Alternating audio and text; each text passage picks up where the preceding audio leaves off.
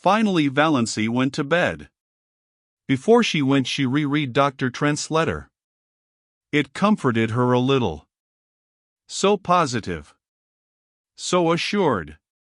The writing so black and steady. Not the writing of a man who didn't know what he was writing about. But she could not sleep.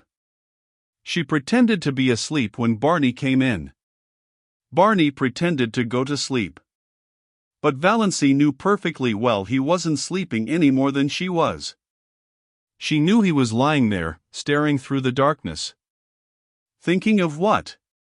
Trying to face what?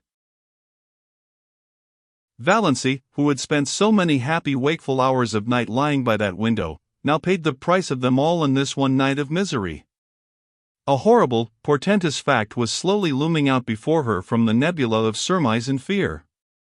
She could not shut her eyes to it, push it away, ignore it. There could be nothing seriously wrong with her heart, no matter what Dr. Trent had said. If there had been, those 30 seconds would have killed her. It was no use to recall Dr. Trent's letter and reputation. The greatest specialists made mistakes sometimes. Dr. Trent had made one. Towards morning Valancy fell into a fitful dose with ridiculous dreams. One of them was of Barney taunting her with having tricked him. In her dream she lost her temper and struck him violently on the head with her rolling pin.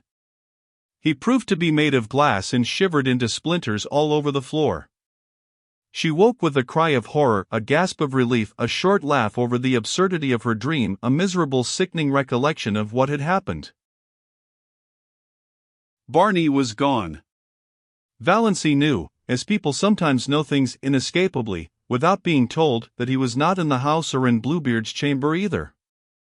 There was a curious silence in the living room. A silence with something uncanny about it. The old clock had stopped. Barney must have forgotten to wind it up, something he had never done before. The room without it was dead, though the sunshine streamed in through the oriel and dimples of light from the dancing waves beyond quivered over the walls.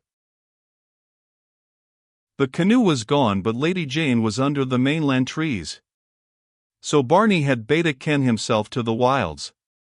He would not return till night, perhaps not even then. He must be angry with her. That furious silence of his must mean anger, cold, deep, justifiable resentment. Well, Valancy knew what she must do first. She was not suffering very keenly now. Yet the curious numbness that pervaded her being was in a way worse than pain. It was as if something in her had died.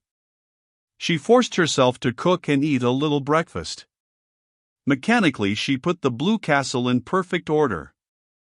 Then she put on her hat and coat, locked the door and hid the key in the hollow of the old pine and crossed to the mainland in the motorboat. She was going into Deerwood to see Dr. Trent. She must know.